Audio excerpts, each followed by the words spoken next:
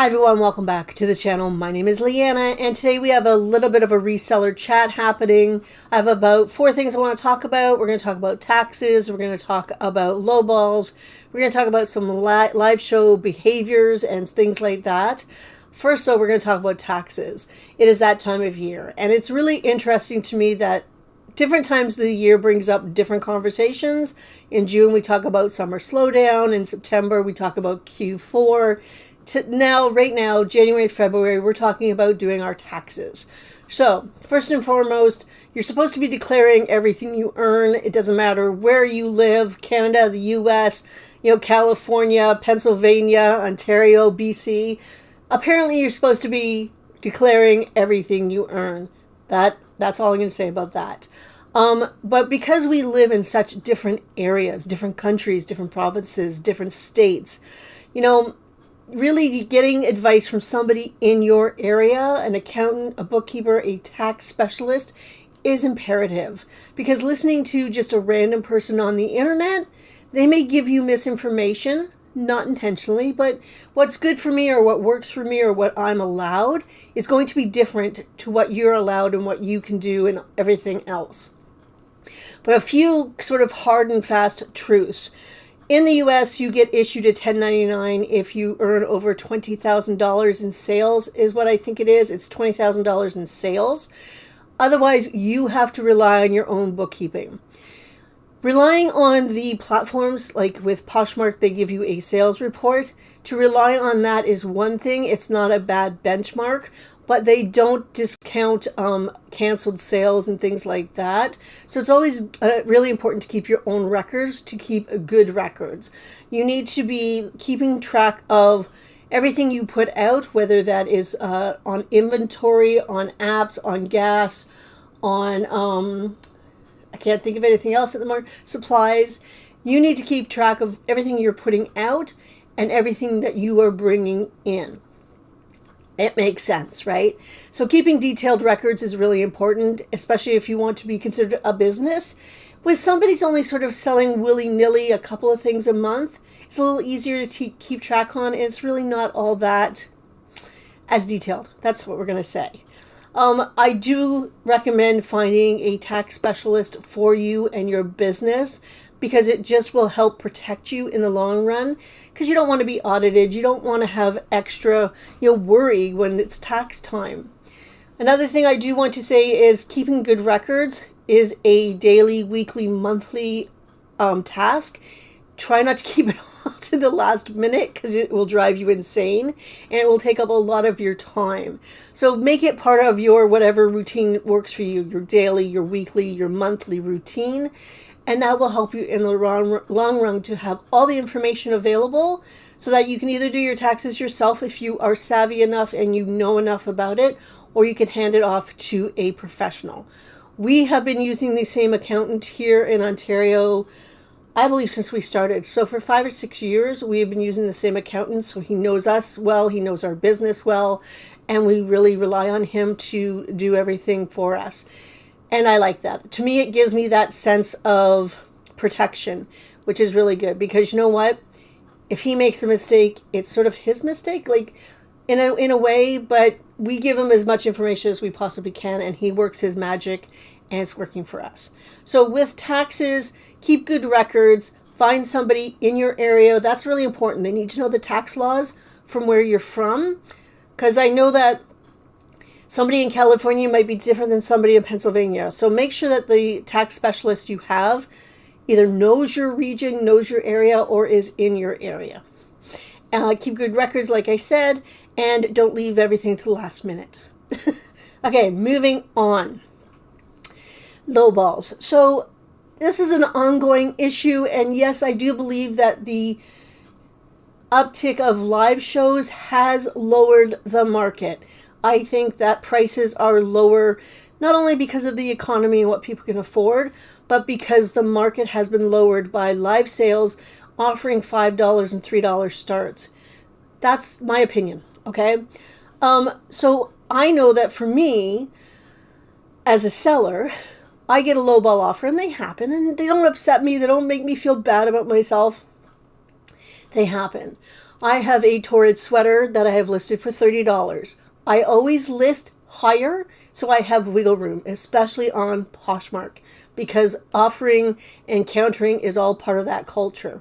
So I have it listed for 30, hoping to get 20-ish for it in the long run at the end of the day. I had somebody offer me $8. Now, yeah, to me that is a low ball. I was like, I'm not even going to bother to counter that because I send out 15 to 20% offers to begin with. So that person probably already had that offer and they're offering me $8. And I thought, no, you're a little bit too far. And there was a lot, sorry, I guess there's a lot of likers on this item. So you know what? I just left it. I didn't counter it. I didn't decline it. I just left it. I ignored it. And it got me thinking, it's like, you know what, let's do a comp search on this sweater just to see what they are actually selling for. It's been listed for about a month, which, is fairly recent, so I'm pretty confident in my price and my expectations. So I do a comp search, and for the most part, they are selling between $18 and $22 in the condition that mine was in, and used, not new with tags. So I'm like, okay, I'm confident with my 30.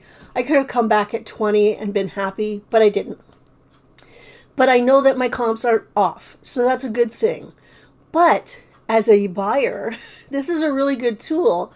If you go searching for something, and I'm sort of keeping my eye on some sort of dress. I have a wedding to go to in the summer, and I'm keeping my eyes open for a good deal and for something really pretty. So I found this really beautiful dress that I really liked. It was priced a little high. It was at $150. And I'm not saying it was priced high because it shouldn't have been. It was just for my budget, it was priced high. But it was really pretty, and I thought about it, and I liked it just to see where it would take me. And the seller did send me an offer for $127 with reduced shipping, so that was nice. But I thought, I don't know, let me do a comp search to see what these are selling for. So I did that. I went into the sold comps. I went to see if there was anything similar or the same, the exact same dress, same size, only in a different color, just sold for $40. So for me, as the buyer, thinking, well, I don't want to pay $127 for this dress when really they're only selling for about $40. Because I even checked on eBay and I did a sold search there, and they were selling for about $40, $50. And I'm like, yeah, but I don't want to offer this buyer $40 because to me that's a lowball. That, in the sense of that's her price was whatever, and now whatever. But I didn't. But in sort of an defense of buyers who send low balls, maybe they're checking the comps, and because the comps might be lower now because of live shows and everything else that's happening there, maybe the comps change. So as a seller, when you get a low ball offer, I would double check the comps, especially if the item has been listed for a significant amount of time, because comps do change over time. Bolos change, trends change, whatever. The market changes. So do a sold comp. Like if I get a low ball offer, I will do a sold comp search to see if my price is still relevant and act accordingly with that. Because you know what? I'm in the game to sell things. I want to sell things. So for me, getting that information helps me make a better sale in a sense. So sometimes low ball offers are because of the market, and sometimes it's because the buyer just wants to be cheeky. I don't know. But always do a comp search before you decline a low ball or you decide that's insulting, because maybe your prices have changed. As a buyer, if you want to get a good deal, do your sold comps before you send offers, because you know what? Maybe they'll grab it. Maybe they won't. I don't know. This dress is really pretty. For me, it's not $100 pretty, or $150 if you get everything into it at the moment in time. So we'll see what happens. I'll keep my eye on it and see if the comps change or whatever. Anyway, lowball offers are happening. Yeah, I think it's because live sales have, lowered the market. Now, that's just an opinion. There's no good or bad with that. It's just the way it is. So just double check that you're not losing out on a sale because your expectations are skewed from 6 months ago or a year ago. Okay, speaking of live shows, I have had fun popping into a couple here and there because I like to sort of keep my hand in to see what's happening in them. I still don't like them. They're not for me. I don't mind being social, but for me to sit here for an hour just chit-chatting is just not for me. It's just, that's all I can say about it. But I went into this one live show. It was on Posh US. And it was a share show. So there was like 140 some odd people in this show, which is fantastic. Went in and they were doing a share listing. So it was only the listing on the screen. The actual seller whose show it was in the background talking with tinny music, which I don't like, but anyway, she was talking. Everything seemed fine. I checked out the comments. And when you go into a live show, you do see previous comments, and they're not, so they don't match necessarily what the host is talking about. But in the comments from before, they were talking about how to get away with doing fake listings. I was shocked. I was like, wait a minute here. You're not supposed to be doing that. So they're talking about, well, if you have a fake Louis Vuitton, just don't put Louis Vuitton in the title. Don't brand it as Louis Vuitton. And I'm like, no. Like, I understand in some ways you're not tagging it as Louis Vuitton. You're not saying it's real. So you're not lying per se. So I do appreciate the honesty. But it's also illegal and it's wrong. And it actually takes away from the integrity of the platform. And for me, I like to sell with integrity. I want to, this is what I'm selling you. This is what you're going to get. If I make a mistake, I absolutely own it. Because that's what I am about. I am about the integrity. And for people to want to do this, to find a roundabout way to do something that they're not supposed to be doing, it's just wrong. To me, it just screams, it just screams just horrible things, and it's not a good look for the platform. It lowers the platform in my estimation. Now, I couldn't go into that live show and report anything because no idea what the hosts said, and I don't know if you could actually go into the chat as just as a watcher and report the people talking about it. So I didn't do anything, but it really, really affected my brain in the sense of like, there are bad sellers out there. Absolutely 100%. I don't know what I just said there. 100% there are bad sellers. You know what? There are sellers who don't care. All they want is their money and they don't care. So buyer beware. If you are buying a fake item because you, for whatever reason, you think, yep, I want that. It'll make me look good, whatever. I'm not going to say anything about that. That's up to you. It's still illegal and you shouldn't do it. A little bit about live shows. I do try to pop into live shows once in a while just to keep my information fresh. It's not like, okay, I went into one a year ago and I'm still working off of that opinion. I try to go in once in a while just to see if things have changed or if what's going on, and just to keep my opinion fresh and up to date. So I did go into a share show on Posh US last week. And you know what? It was fine. There was over 140 people in this show, so that's fantastic. And it was a share show, so the listing was up on the screen because that's what happens. Host was in the background talking about the listing. The music was tinny and she was trying to talk over it, which that's a me thing, which is fine. Nothing wrong with the show at that point in time. Everything was fine. I went over and I looked in the chat section. And when you join into a show, you get a little bit of the previous conversation. And in this conversation, people that were in the show, in the chat, the watchers, were talking about how to get away with listing a fake item and not get caught. They were talking about listing a fake Louis Vuitton and how and what you could do in order to get away with it. Like, don't use Louis Vuitton in the brand. Don't mention it in the description. Don't mention it in the title. And I'm like, I didn't respond to it because I don't know how long ago it was in that conversation, and the host wasn't saying anything about it, so I think it was something previous. But I was like a little flabbergasted. I was like, I know most of the sellers I know that I support have integrity. They are not these fly-by-night, don't give a crap kind of sellers, because I think I'm not a give a crap kind of seller. I care. What I sell you is what you get, and if I've made a mistake, I own it. That's the way I'm running my business because it's really important to me. Other people, other sellers, don't care. They're in it for the money. They don't care. They will sell you something fake. Now, maybe they're being honest that it is fake, which is a little point in their favor, but it's still fake and it's still illegal. And I honestly believe the more fakes that are sold, the less Poshmark becomes, in my opinion. They lose their integrity as a platform. Now, I understand it. If you're selling something fake, you're being honest that it's fake, the buyer knows that it's fake, and they're happy with their purchase, that's one thing. I mean, I do understand that. But it's still wrong and it's still illegal, and it still looks bad for the rest of us who don't sell fakes, who knowingly and willingly go and do the authentication. I can't say the word. Try to get those items authenticated so that we're not selling fakes. That is something that I've always done. It's like, if I'm not 100% sure, I will get it authenticated to at least give me some protection and to give the buyer some confidence in what they're purchasing. But I was just flabbergasted, and it kind of got me thought, oh my God, I'm running off the mouth here. It got me thinking that, you know what? There are really good sellers out there. There are good live show hosts. There's honest people out there. There are great sellers out there.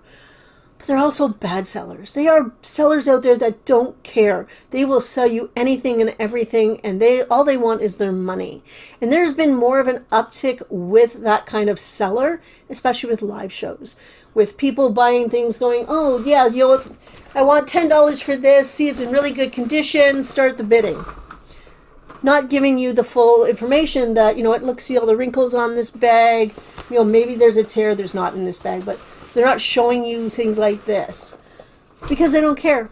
They went to the bins. They're just going to show you what they got at the bins. Here, I got this at the bins. It's in good condition. Bid on it. Now, in their defense, when they do a quick listing like that, if they're doing a haul sort of show, they're not looking at that item. I know that when I go to the thrift store, I look at the item. I know that I bring it home and I launder it or I steam it, so I'm looking at it again. When I go to list it, I photograph it and I look at it again. So chances are I'm going to find all the flaws. But once in a while, it takes me to photographing before I find that flaw. And I am really making a concerted effort to look at things in a thrift store. For instance, I have this torrid blouse that's been sort of waiting for me to list. And I knew it had a small stain on the back, but I thought, no, you know what? Somebody would still wear this and it's fine. So I steamed it and noticed the stain. I went to photograph it and noticed there was a small tear on the shoulder. And this has gone through, you know, laundry, steaming, and whatever, and I missed it. So that happens. These people that are just doing quick lists, they're not looking at that item. So buyer beware, because you're going to get what you're going to get. Now, I do notice that sellers who are selling multiple items like that in a quick list bundle, a lot of them are getting cases open saying, hey, you know what, you said this was in good condition and it's stained or it's pilling or it's dirty or whatever. There's a lot more of that going on. And, you know what, sellers are getting upset because people are opening cases, but even if I spend $5 on an item, I still want to make sure that it's in good condition. I'm not going to waste my money. So sellers out there that don't care, they just want to make that buck. Yeah, they're making the buck. So they're making sales, they're doing whatever. But eventually, that reputation will precede you, and people are talking about you. People are naming you in Facebook groups. People are putting you into groups that talk about buyer beware. It will catch up to you. For me, selling with integrity is really, really important. And yeah, I still want to make my buck, but I want to make sure my customers are happy and that my reputation is intact. For me, reputation means something. In this business, I think you need to present yourself in a professional way with integrity and, you know, own your mistakes. But there are bad sellers out there that don't care. Beware. As a buyer, if you are new to live shows, I suggest shopping those shows that the seller takes time to show you the item before you start bidding, that they're already listed items so that you can go through a listing and look at all the photos as well. these shows that do haul shows or shop my palettes or whatever, just be a little beware of them, just because the seller hasn't had time to look at the item. Again, there are some sellers that are fantastic and have integrity and do list the flaws and do, they're good sellers. But there are those ones that are bad, that are just, they don't have the integrity. Just beware. So it is a buyer beware situation as well.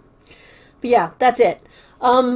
It is Tuesday. I'm exhausted. I didn't sleep last night, so I don't know what's going on. I don't know. It doesn't matter. I'm going to go to the office today. I have some photographs to do. We are in the process of emptying our office space. We're out of there at the end of February, and we are streamlining the business, which I will talk about in a future video because it's actually really interesting, believe it or not. It's also a lot of work. So anyway, that is it for today. I hope everybody has a fantastic week, and I'll see you next time. Bye.